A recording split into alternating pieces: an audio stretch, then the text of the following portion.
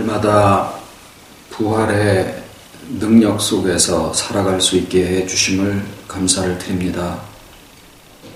주님의 부활이 우리에게 하나의 사건이 아니라 친히 아버지의 약속을 우리와 하나 되시고 연합하심으로 성취하시려는 그 모든 주님의 사역에 정말 우리들의 약함과 제한됨을 친히 다 가지시사 하나님의 신성으로 저희와 하나 되실 수 있는 그런 분이 되시기까지 뭐 하나 그저 이론으로가 아니라 몸소 그 존재로 어떠하심으로 또 어떻게 살아오심으로 우리와 하나 되신 주님의 그 부활하심을 우리가 이 시간에 또 다시 생각하고 나눌 수 있게 해주심을 감사를 드립니다. 가장 보잘것없는 기억할 가치조차도 없다고 생각하는 우리의 모든 날들과 인격의 부분들까지도 가장 소중하게 생각하시고 또 거기에 연합하여 계시는 주님의 마음, 아버지의 심정을 이 시간에도 저희들이 피부로까지 또 느끼기를 소원을 드리오니 말씀으로 새롭게 하시고 성령으로 또 깨달음이 풍성하여 우리의 온 삶이 아버지의 주시는 그 기쁨이 충만할 수 있게 하여 주시옵기를 예수님의 이름으로 기도드립니다. 아멘.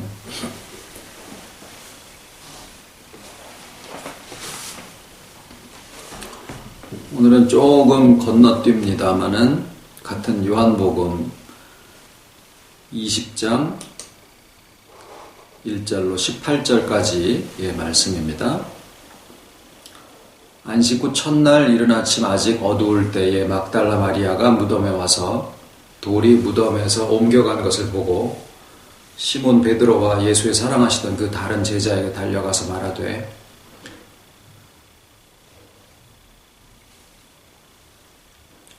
사람이 주를 무덤에서 가져다가 어디 두었는지 우리가 알지 못하겠다 하니 베드로와 그 다른 제자가 나가서 무덤으로 갈새 둘이 같이 다름질하더니 그 다른 제자가 베드로보다 더 빨리 달아나서 먼저 무덤에 이르러 굽으려 세마포 놓인 것을 보았으나 들어가지는 아니하였더니 시몬 베드로도 따라와서 무덤에 들어가 보니 세마포가 놓였고 또 머리를 쌌던 수건은 세마포와 함께 놓이지 않고 딴 곳에 개켜 있더라. 그때야 무덤에 왔던 그 다른 제자도 들어가 보고 믿더라. 저희는 성경에 그가 죽은 자 가운데서 다시 살아나야 하리라 하신 말씀을 아직 알지 못하였더라. 이에 두 제자가 자기 집으로 돌아가니라.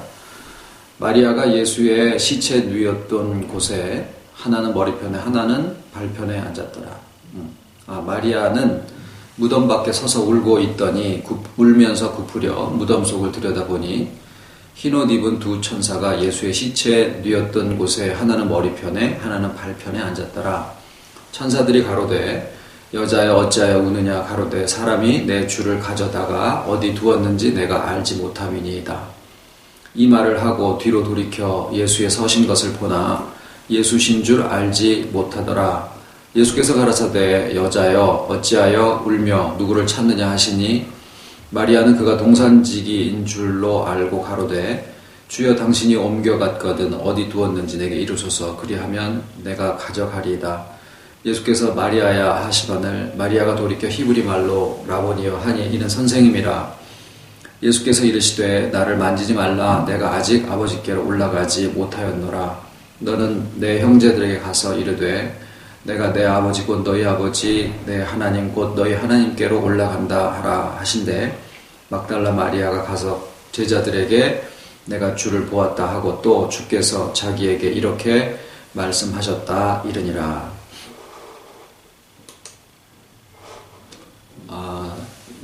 혹시 이제 문서의 말씀 적은 게 안 보이게 되는 경우들이 컴퓨터에 따라서 아마 있는 경우가 있는데 이게 제가 여기서 어떻게 할 수 있는 방법이 없습니다. 그냥 말씀을 들으시는 게 최선의 방법밖에 없네요.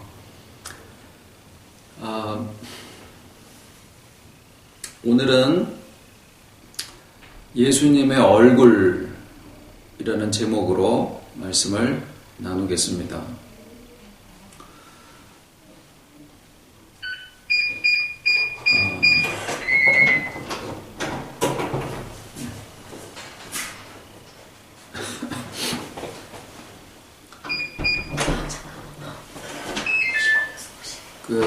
저희가 사는 동네에 미친 여자가 살고 있는데 아마 동네에 한둘쯤 그런 분들이 있는 데가 많이 있을 거예요. 한여름에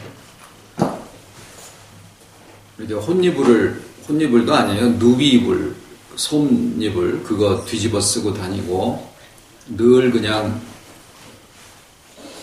누군가에게 욕을 하고 그리고 때로는 통증을 느끼지도 않는지 맨발로 이렇게 막 다니고 어떤 분들은 보면은 얼굴도 곱상한데 그러고 다니는 사람들을 볼 때 아유 참 무슨 큰 상처가 있어서 저렇게 됐을까 돌았을 정도로 그렇게 생각하다 보면은 참 사람이 약하다 그런 생각을 합니다. 사람의 정신이라는 게 엄청 강한 것 같으면서도 때로는 감당이 안 되면은 그냥 이렇게 사람이 돌아버리는 경우들이 있다라는 생각을 하는데 막달라 마리아가 그런 여자였어요. 그러니까 7 귀신이 들렸다라는 것은 숫자로 7을 얘기하는 게 아니라 그러니까 완전히 다 미쳤다라는 얘기예요. 그러니까 어떤 상황 속에서 이 막달라 마리아가 정신이 그렇게 됐다가 또 예수님을 만나서 이 여자의 그 7 귀신을 쫓아내서 자기 인격을 다시 도로 회복하게 되고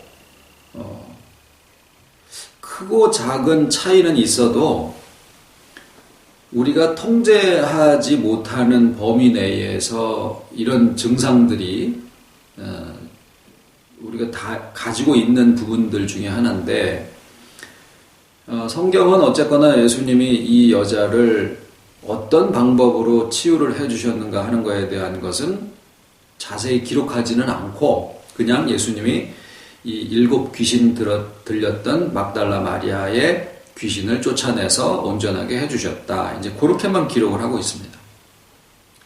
가끔 막달라 마리아라는 여자가 자기가 예수님을 만나서 그 미친 상태에서 자기 인격을 다시 회복을 하고 자기의 인생을 다시 찾고 정말 옛날에 가졌던 그런 마음들을 다시 회복하게 됐다라고 하는 그 상황을 이렇게 묵상을 해보면 참 감격스러운 그 여자의 마음이 이렇게 느껴지는 때가 있어요. 그러니까 요번에 이제 말씀을 준비하면서 이제 저는 이제 말씀을 이제 수요일 예배는 화요일, 그 다음에 주일 예배는 이제 한 금요일 정도를 이제 집중적으로 좀 이렇게 묵상을 하려고 생각을 하고 이제 그렇게 하고 있는데, 요번에는 이 막달라 마리아의 심정이 어땠을까라는 게 이제 좀 느껴지면서 말씀을 준비하는 과정에서 좀 제가 많이 울었어요. 참 감격스러웠겠다. 그래서 예수님의 발에 그 아끼고 소중하게 준비하고 있었던 그 향유를 부을 수 있었다라고 하는 것은 그만큼 자기에게 회복되어진 인격이 감사한 것이 느껴졌기 때문이 아니었겠나 하는 생각을 좀 해봤습니다. 예수님의 발에다가 향유를 부었다라는 것은 예수님의 가장 약한 점, 어떻게 보면 예수님의 약점이나 단점 같은 것이 될 수도 있는 그런 부분까지도 이 막달라 마리아에게는 상관이 없었다라는 얘기죠. 물론 예수님의 머리에다가 향유를 부은 여인들에 대한 얘기도 나옵니다. 그것은 예수님이 나의 주요, 나의 머리신이다라고 하는 것에 대한 고백이겠죠. 그것도 소중합니다. 그런데 예수님의 발에다가 향유를 부었다라고 하는 것은 가장 예수님의 부족한 그런 모습까지라도 정말 귀하게 소중하게 보여질 수 있고 느껴질 수 있다라고 하는 그런 마음에 대한 고백이라고 볼 수 있습니다. 그렇기 때문에 막달라 마리아의 그 감격이 크고 또 회복되어진 자신의 인격에 대한 고마움이 절실할수록 예수님의 죽음은 그만큼 당황스럽고 받아들여지기 힘든 상황이었을 거예요. 그래서 다들 잡혀가지고 도망가고 그럴 때라도 막달라 마리아는 예수님의 시신이 누여져 있는 그 무덤이 거기에서 예수님에게서부터 무슨 영화를 누릴 것도 아니고 예수님으로부터 무슨 말씀을 더 들을 수 있을 그런 기대도 없고,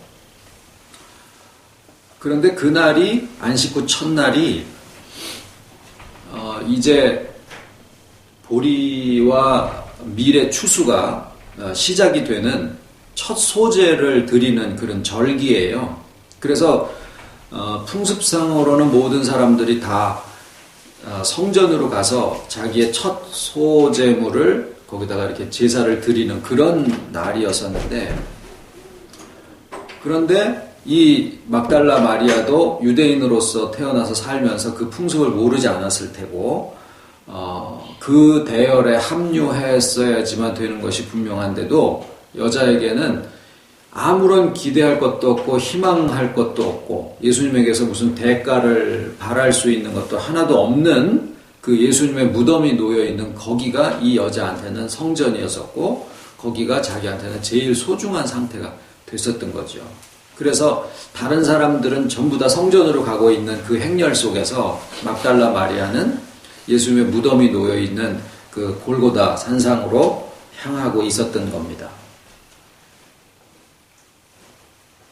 우리가 때로는 신앙생활을 하고 어떤 대가를, 그러니까 예수님의 수제자 중에서 야고보와 요한의 엄마가 세베대 아내잖아요. 살로메라고 되어 있기도 하는데, 그 치맛바람을 휘날리면서 예수님한테 가가지고는 그럴만한 그 입지가 있었어요. 예수님의 제자들 사이에.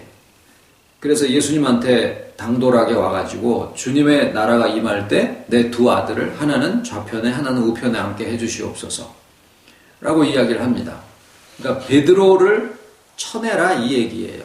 베드로가 수제자로 있었었는데, 그런 정도로 아무리 잘 따라다니던 제자들 중에서도 어떤 영적이든 육적이든 간에 그런 어떤 대가에 대한 기대들을 가지고 예수님을 쫓아다니고 그랬었는데, 어떤 사람들은 이스라엘의 독립을 원하는 사람도 있었고 뭐 여러 가지 이유가 있었습니다만은 막달라 마리아가 예수님의 시신이 누워있는 그 무덤에 찾아가는 마음은 무슨 좌편에 누가 앉고 우편에 누가 앉고 왕권이 어쩌고 저쩌고 이런 거는 전혀 귀등에 꽂히지도 않고 그냥 예수님의 그 시신일지언정 그곳이 자신한테는 제일 소중한 상태가 되어버렸던 거예요.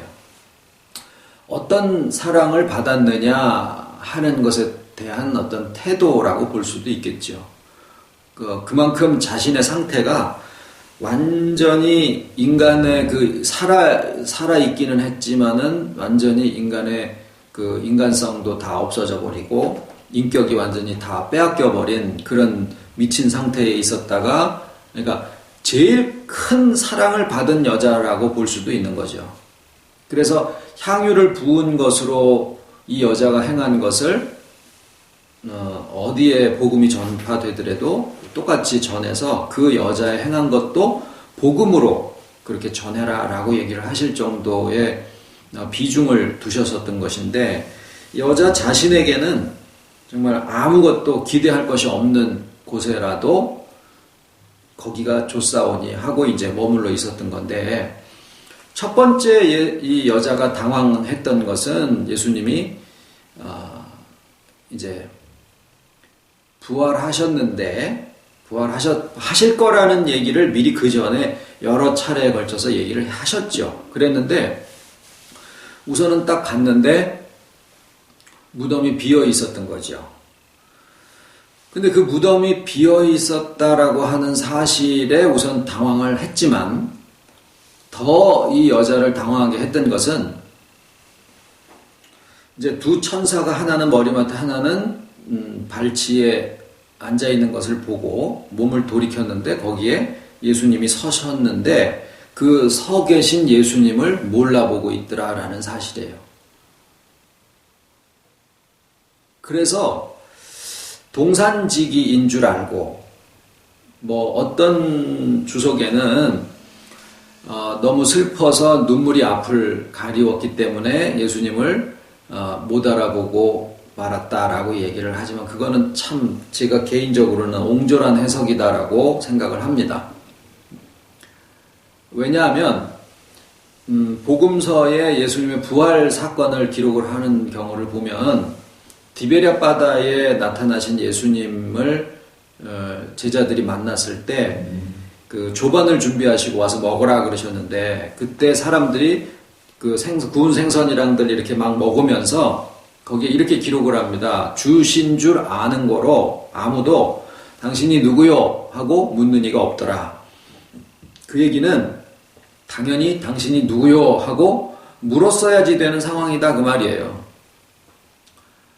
엠마오로 가는 두 제자에게는 한나절이 되도록 그 길을 같이 걸어가는 동안에 사흘 전에 뵀던 예수님을 못 알아보고 자기네 집에 간청해서 모셔드리고 거기서 테이블에서 축사하실 때 비로소 아이코 주님이구나라고 알아봤다라는 것은, 더더군다나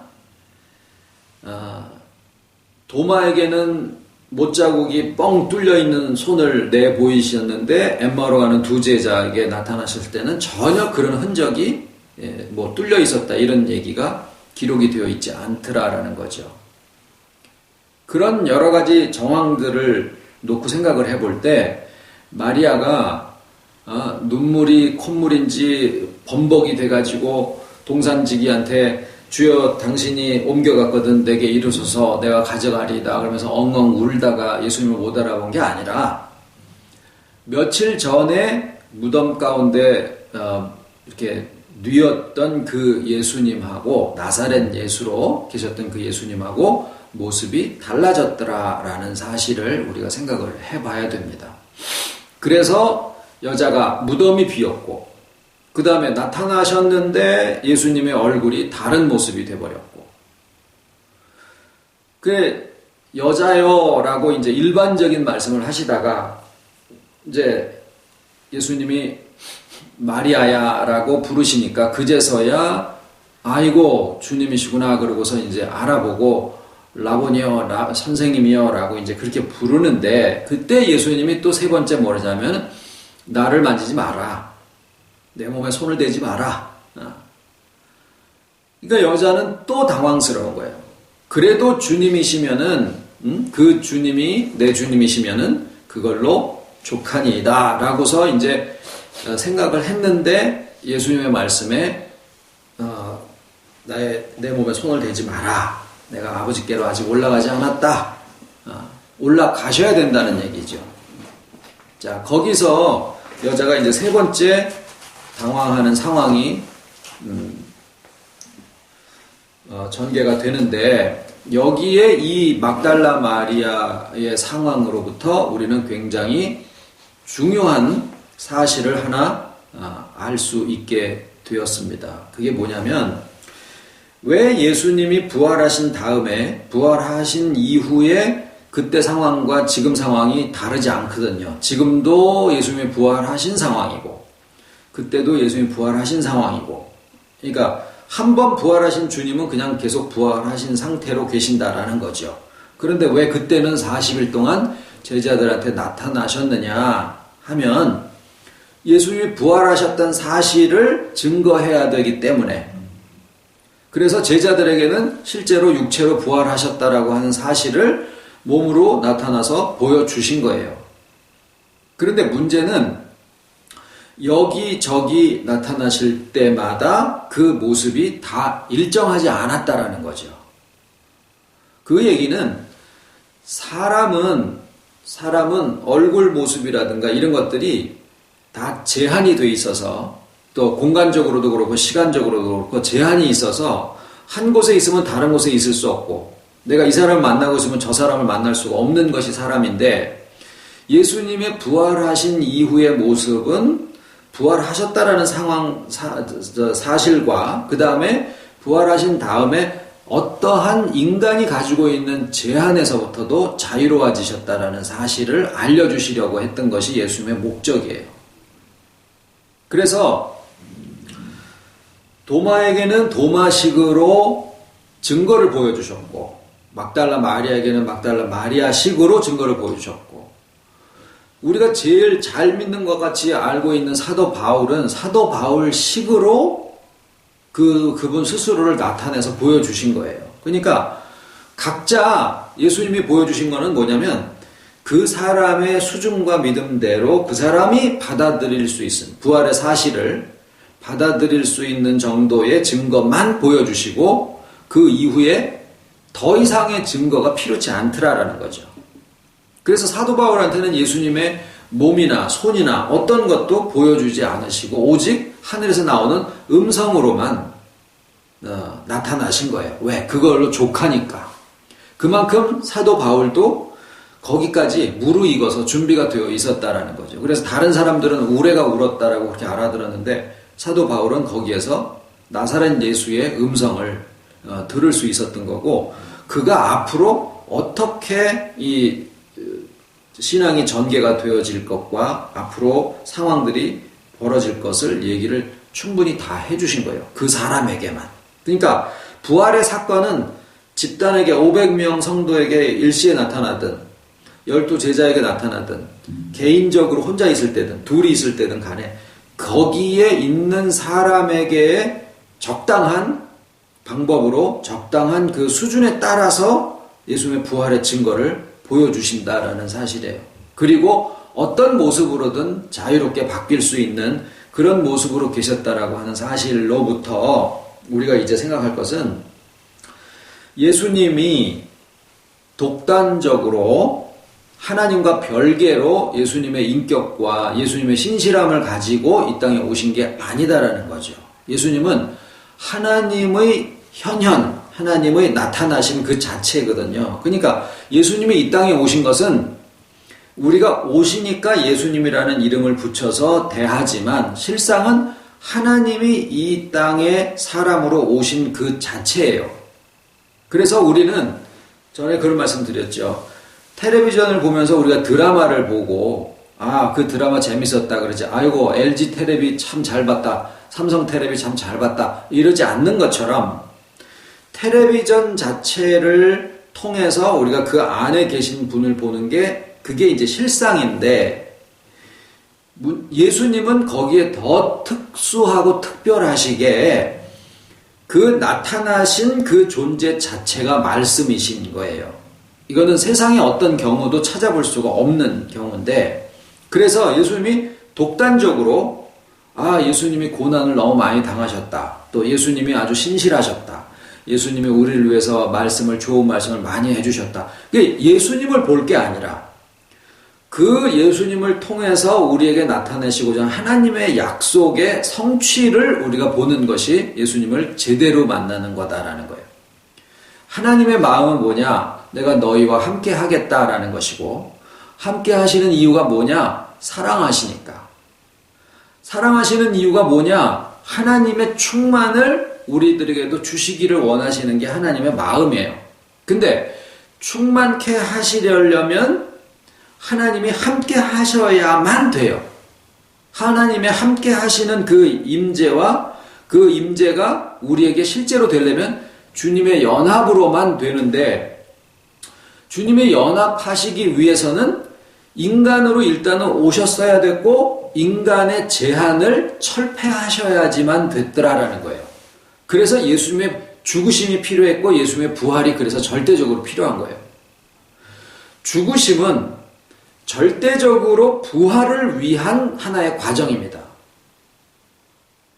그래서 죽으심과 부활하심이 동전의 양면으로 어느 하나가 띄어질 수가 없는 상황인데, 실제로 부활을 사건에 대한 기억으로 우리가 받아들일 것이 아니라 부활하셔서 존재하시는 예수님, 그분, 부활하셔서 그 다음에는 모든 제한에서부터 자유로워지신 그분이 하나님으로서 우리와 이제 연합하실 수 있는, 왜? 하나님은 하나님이시고 우리는 흙으로 되어 있는 그냥 존재니까 우리는 그냥 흙일 수밖에 없는 존재가 아무리 발버둥을 쳐도 하나님의 신성에 도달할 수가 없어요. 그러니까 흙을 아무리 유리알처럼 깨끗하게 닦아낸다고 하더라도 거기에서 씨가 나오지 않습니다. 씨가 떨어져야 되듯이 흰색을 아무리 흰색을 발라도 그게 빛은 아니에요. 사람이 아무리 착하고 깨끗하고 순결하고 뭐 어떻게 해도 그것이 하나님의 신성은 될 수 없다라는 거예요. 하나님의 신성은 하나님이 우리와 함께 하실 때 비로소 우리의 것이 될 수가 있습니다. 의사 선생님이 아무리 실력이 좋아도 딱 사람의 목숨이 끊어지는 순간 모든 도구를 손에서 놔요. 아이코, 이제는 내가 더 이상 할 게 없다. 왜? 생명 자체가 스스로 회복하는 것을 옆에서 보조하는 게 의사이기 때문에 그래요. 그게 겸손한 양반이죠. 완전주의자인 목사들이 무슨 생각을 하냐면, 내가 조건만 갖춰주고 그러면 모든 사람을 다 변화시킬 수 있고 모든 사람을 내가 다 구원시킬 수 있다. 그런 사람이 진짜 문제 목사예요. 아닙니다. 그렇지 않습니다. 우리는 그저 하나님의 신성이 우리에게 임하시는 것에 대한 이야기를 전달하는 것이고 그것에 대한 보조 역할을 하는 것뿐이에요. 부모님들도 마찬가지죠, 실상. 그래서 하나님의 그 충만하심이, 사랑의 본질이신 하나님이 우리에게도 그 충만을 또 주시기를 원하시는 건데, 부부가 둘이 만나서 우리가 충만한 마음 가운데 있는데 그 충만이 결과적으로 나타나는 것이 자식인 거예요. 그것이 왜곡되지 않은 부모와 자식의 관계죠. 그러면은 그 부모님들이 가지고 있었던 그 충만함이 자식에게도 이렇게 전달이 되어지면서 그것을 보고 또 아버지의 기쁨, 엄마의 기쁨이 또 충만해지게 되어 있는 게 하나님의 마음을 닮은 거거든요. 근데 그것을 위해서 예수님이 오셨고 죽으셨고 또 부활하심으로써 모든 인간이지만 인간으로서의 제한을 다 없애시고 이제 비로소 우리들 하나하나와 개별적인 인격의 연합을 이루실 수 있는 상황이 되신 거예요. 그래서 그렇게 되어지시는 이제 시점에 누구를 통해서 그 역할을 전달을 하셨어야 되느냐면 예수님을 쫓아다녔던 예수님의 제자들을 통해서 그것을 전하게 하실 수밖에 없는 거니까 예수님의 제자들에게 각각 그 사람의 마음에 부활하셨다라는 사실에 대한 믿음을 주시기에 적당한 수준으로 도마에게는 야, 너 손 일로 줘봐. 내 옆구리에다 손 집어넣고 여기 구멍 뻥 뚫린 거 보이지? 그 손가락 집어넣어봐. 여기 손가락 나오는 거 보이지? 이렇게 해서 그 사람에게 믿음을 심어주신 거고 다른 사람에게는 목소리만 가지고도 믿음을 심어주실 수 있는 사람에게는 그렇게 하신 거고 다 나름대로 그 사람에게 주님이 부활하셨다는 사실을 인식시켜줄 수 있는 만큼의 증거를 보여주신 게 40일 동안의 사역이에요. 그런데 부활하셔서 보여주신 그 모습으로 계속 그들과 함께 하실 게 아니시기 때문에 왜? 이제는 부활하셔서 모든 제한에서 자유로워지신 그 인격이, 그 주님이 그 이후에 태어날 무수한 많은 우리들과 다 개별적인 연합을 이루시는 그 분으로 계셔야 됐기 때문에, 아이고 옛날과 얼굴이 달라지셨을지언정 아이고 이 얼굴도 좋네, 그러고서 그 얼굴을 붙들고 있지 말라고 마리아한테 야 내 몸에 손대지 마 이렇게 얘기를 하신 거예요. 아버지께로 간다라는 것은 예수님이 곧 하나님의 신성으로서 이 땅에 오신 분이다라고 하는 본래의 목적을 이제 천명을 하신 거예요. 그러시고 예수님이 우리와 연합하시는 것이 곧 하나님이 우리와 연합하셔서 사람이 가지고 있는 근본의 이 요구, 그것이 거기서 충족이 되어지게 하시는 거죠. 본래 하나님이 사람을 만드실 때, 하나님과 연합되어지실 때 비로소 사람인 그것이 사람이라고 하는 것의 원래의 원형인데, 주신 자유의지로 하나님과 이렇게 떨어져 있는 존재가 되어져 있다 보니까 이 상실감이 생길 수밖에 없었던 거예요. 그 부분이 다시 채워지는 과정이 예수님의 부활이 가지고 있는 의미고, 그렇게 됐을 때 우리와 연합하게 되어지면서 하나님의 요구, 인간의 근본적인 요구가 거기에서 이렇게 딱 만나서 하나의 인격적인 온전한 연합을 이루게 되어진다라는 겁니다. 그런데 이제 거기에 한 가지가 뭐냐면, 우리는 또다시 그 부활하신 주님과의 연합을 이루면서 막달라 마리아가 7 귀신이 들렸다가, 자, 우리는 7 귀신이 뭐 이렇게 머리 꼬고 뭐 여기다 꽃 달고 다니고 뭐 이러는 것까지는 분명히 안 하지만, 때때로 우리가 오르락 또 내리락을 하잖아요. 이게 오르락 했을 때는 조증이고 내리락 했을 때는 우울증인데, 이 내리락 할 때의 한도가 사람들마다 다 다른 것이고, 올라갔을 때의 한도도 다 사람들마다 다 달라서, 좋았을 때는 하늘 꼭대기까지 가서 내가 최고 축복받은 것 마냥 다른 사람은 아나무인으로 그렇게 가다가, 그래서 저는 너무 이렇게 신앙에서 깨달음이 있고 너무 좋아하는 모습을 보면, 아이고 저기서 떨어졌을 때는 얼만큼이나 또 내리바닥에 곤두박질을 치실까라는 생각에 저 스스로도 말씀을 대할 때 감격이 되어지면은 드라마 봐요. 그 감동 속에다가 나를 오래 놔두고 싶은 생각이 별로 없어요. 왜냐하면 나는 그냥 나다라는 생각을 항상 잃어버리지 않으려고 합니다. 나는 그냥 70%의 일기에 쓸 가치조차도 없다라고 생각하는 그냥 일상의 삶이 그게 나다라는 생각을 하는 거예요. 뾰족나게 툭 튀어나와서 선하고 잘하고 좋은 모습들에 내가 자꾸 속더라라는 거죠.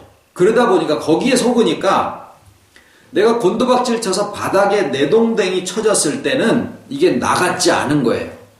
더 안 좋으면은 그래 이게 나다 어쩔래 이렇게 가지만, 그 모습이 나다라는 생각을 안 하는 거죠.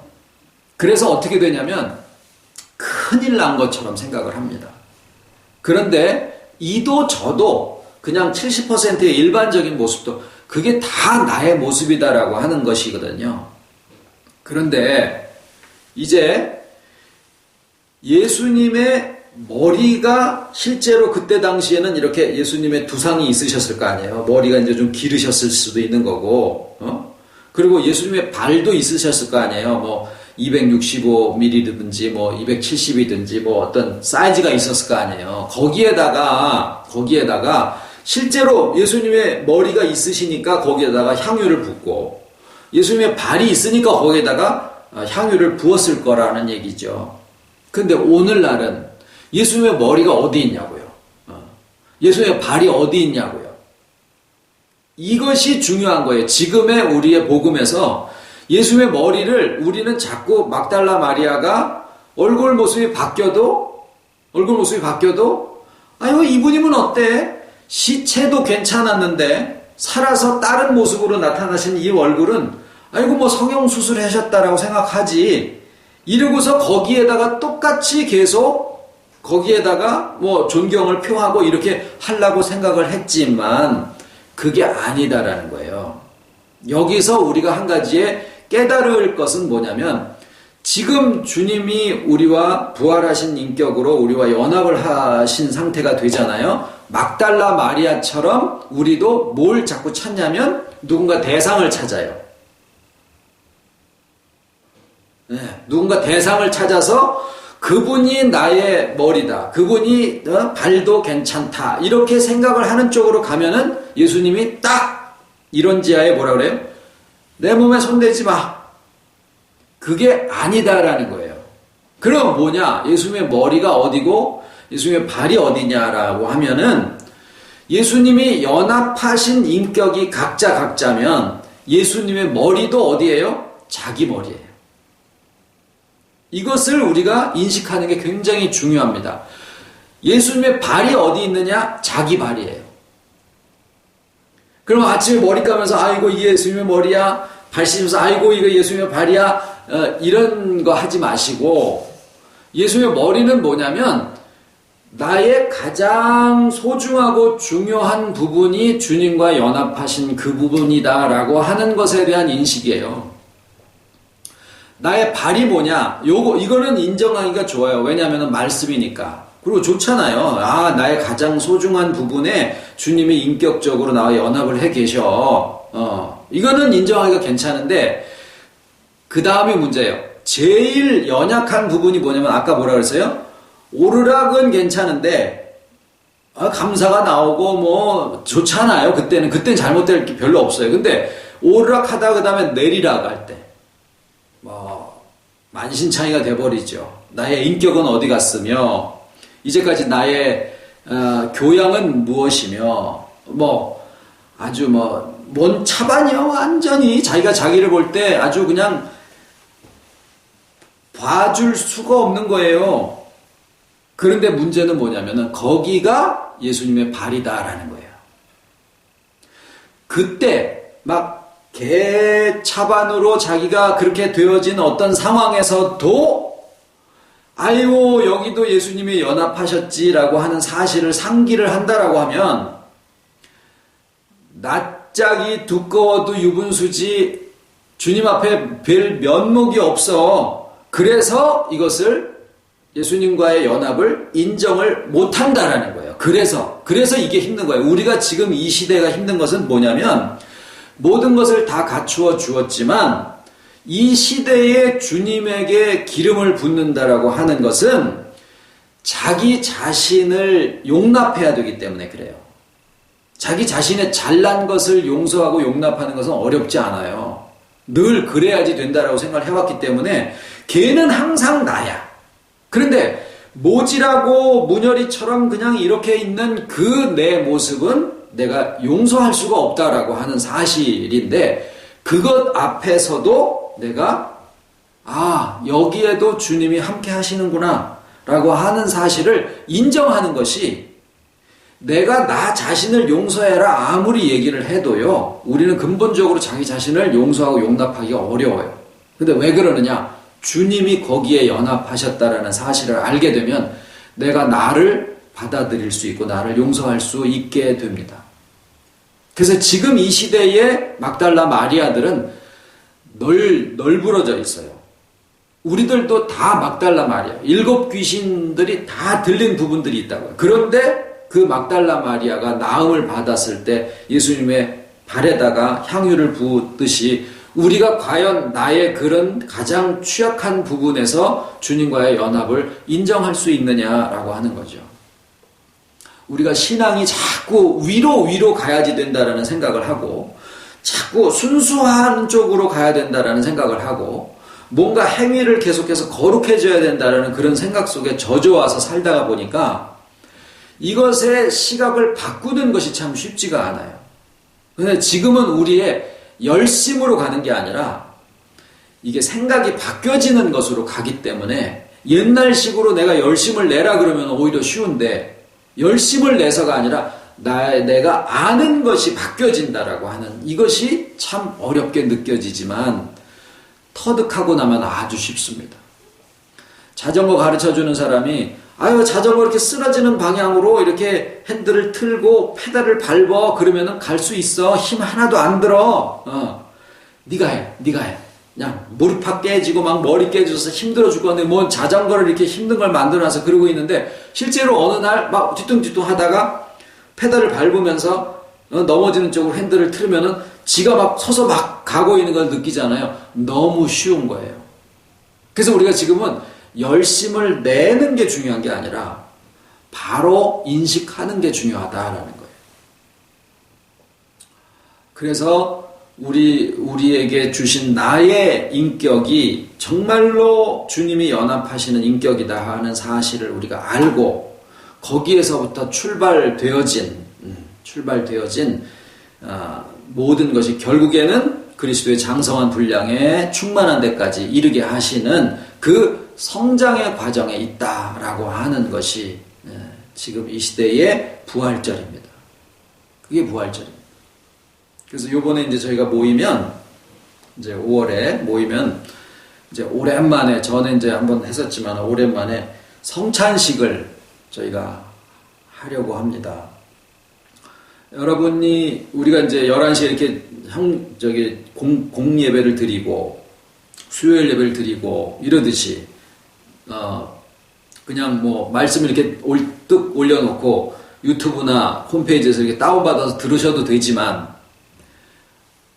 그거하고는 또 분명히 다른 공예배의 개념이 있지 않습니까? 그래서 여기에서 우리가 아버지 앞에 마음을 모으고 중심을 모아서 하듯이 모든 것이 다 패해져서 우리는 아무런 상관이 없어. 이게 자유가 아닌 거예요.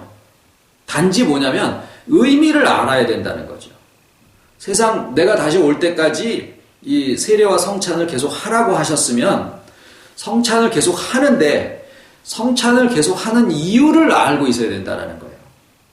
성찬은 예수님의 몸을 먹고 예수님의 피를 마시는 그 의식인데 포도주와 떡으로. 근데 그것은 기념하라라는 뜻이잖아요. 결국 그 안에 담긴 내용이 뭐냐면 예수님의 몸과 피라는 것은 성육신이에요. 그러니까 성찬을 또 혼자서 먹으라고 하지 않고 너희들이 꼭 모였을 때 해라. 그러니까 내가 먹는 것은 성육신의 연합이에요. 나에게 성육신의 연합이고 그게 내 몸이 되고 나의 삶이 되어지니까 그 다음에 모였을 때 그것을 나누는 것은 우리로서 그것을 같이 한다라는 거예요. 그러니까 성찬의 의미가 하나님의 약속이 성육신으로 이루어지고 그 성육신이 나에게 연합되어지고 그 나에게 연합되어진 것이 우리가 같이 나눈다라는 거예요.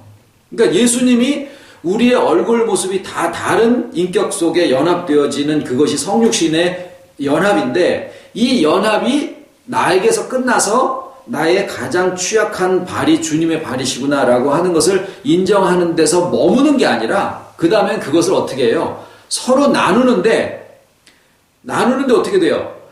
다 다르잖아요. 다. 주님만 하나님의 시각으로 자유로워진 그 인격으로서 우리와 연합하시는 거로 되는 게 아니라 이제는 그 양식을 먹은 자로서 나와 다 다른 인격들이잖아요. 형제 자매가. 그 다 다른 인격 속에 계신 주님하고의 이게 나눔이에요. 그러니까 왜 저 사람은 왜 나랑 달라? 왜 저 사람은 색깔이 저래? 왜 저 사람은 말 본새가 왜 저래? 그게 다 뭐냐면 자기 기준과 입장에서 자기와 다르기 때문에 판단하고 받아들이지 못하는 거거든요. 거기에까지 갔을 때 비로소 성육신의 복음이 충만한 데까지 이르게 되는 그리스도의 복음의 연장이 거기까지 가게 되어진다는 거죠.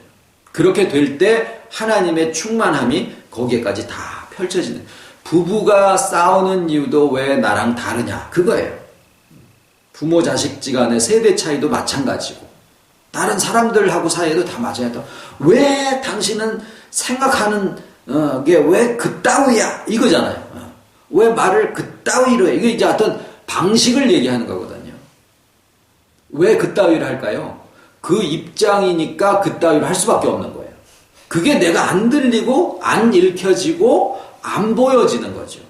그래서 우리가 주님만 자유로워지신 게 아니라 우리도 성육신에 의해서 우리의 입장과 우리의 눈에서부터 이게 자유로워지는 것을 우리가 이제 점점 느껴지고 알게 되면 그때는요 3살짜리한테 가서도 3살짜리로 녹아 들어갈 수 있고 80난 어른하고도 얘기를 해도 거기에 같이 녹아 들어갈 수 있고 높은 사람한테 가서 비굴하지 않고 있는 사람 앞에서 수그리지 않고 그냥 거기에 다 같이 맞춰지는 인격적인 화답이 가능해지더라는 거예요.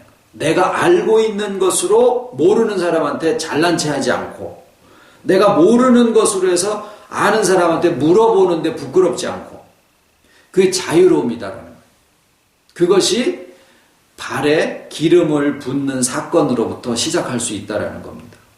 그래서 높아지려고 조증에 그러니까 조울증에서 조증의 자기 모습에 속지 말자라는 거예요. 잘난 내 모습에 속지 말자. 못난 모습에 실망하지 말고 그저 그게 다 나다라는 생각 속에서 주와 연합한 인격으로 우리를 만나주신 아버지의 사랑을 우리가 느끼시고 또 나누시는 저희들이 다 되시기를 바랍니다. 기도하겠습니다. 고마우신 아버지, 만세전과 지금이 다르지 아니하고 사랑하심으로 우리와 함께 하셔서 삼위일체가 충만하신 것처럼 저희들도 저희 삶 속에서 그 기쁨이 충만하게 하시려고 창조와 모든 섭리를 오늘날까지 하시고 또 앞으로도 그것이 계속되어질 것을 아버지 감사를 드립니다. 날마다 해마다 지나가는 부활의 행사가 아니라 또 과거에 지나간 부활의 사건에 대한 기억이 아니라 모든 아버지의 마음을 가지시고 인간의 정서를 느끼시고 인간의 삶을 죽음까지도 다 통과를 하시고 부활하심으로써 모든 제한과 한계를 폐하셔서 어느 인격과도 연합하실 수 있는 부활하신 주님을 우리가 만나 연합함으로 그것이 진정 기념함이 되게 해주심을 감사를 드리고 저희들도 저희들의 삶에 주님의 그 자유로움이 우리에게 또한 성육신 되시사 서로 그 자유로움을 나눔 속에서 하나님의 충만을 맛보고 느끼고 나누고 갈 수 있고 또 누리고 갈 수 있는 저희들 다 되게 하여 주실 것을 감사를 드리와 모든 말씀 예수님 이름으로 기도드립니다. 아멘. 찬송 257장입니다. 제목이 뭘까요?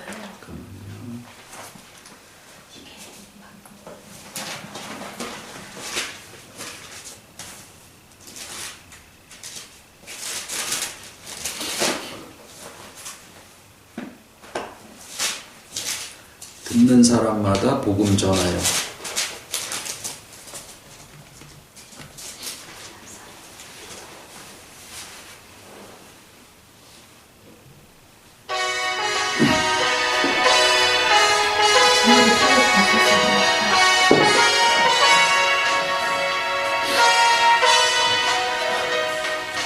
듣는 사람마다 복음 전하여 복스러운 소식 두루 퍼치세 사람 있는 곳에 전할 소식은 어느 누구나 오라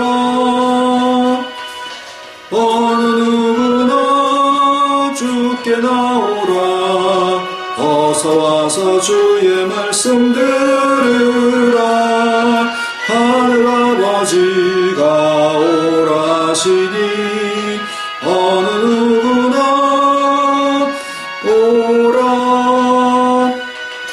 오는 사람들은 지체 말고서 문 열었을 때에 들어오시오 우리 행할 길은 구주 예수님 어느 누구나 오라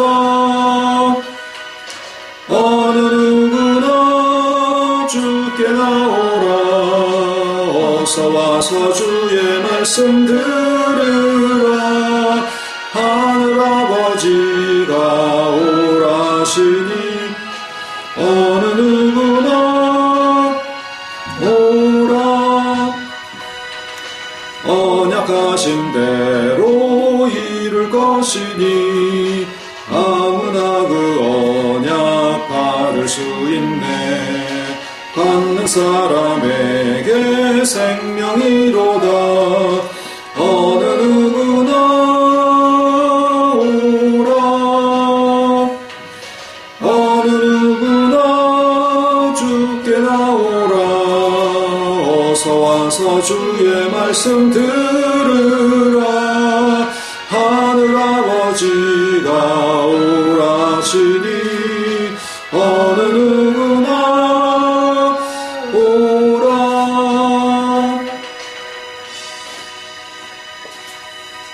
주님 가르치신 기도로 예배 마치겠습니다. 하늘에 계신 우리 아버지, 이름이 거룩히 여김을 받으시오며 나라에 임하오시며 뜻이 하늘에서 이룬 것 같이 땅에서도 이루어지이다. 오늘날 우리에게 일용할 양식을 주옵시고 우리가 우리에게 죄 지은 자를 사하여 준 것 같이 우리 죄를 사하여 주옵시고 우리를 시험에 들게 하지 마옵시고 다만 악에서 구하옵소서. 나라와 권세와 영광이 아버지께 영원히 있사옵나이다. 천주교 기도로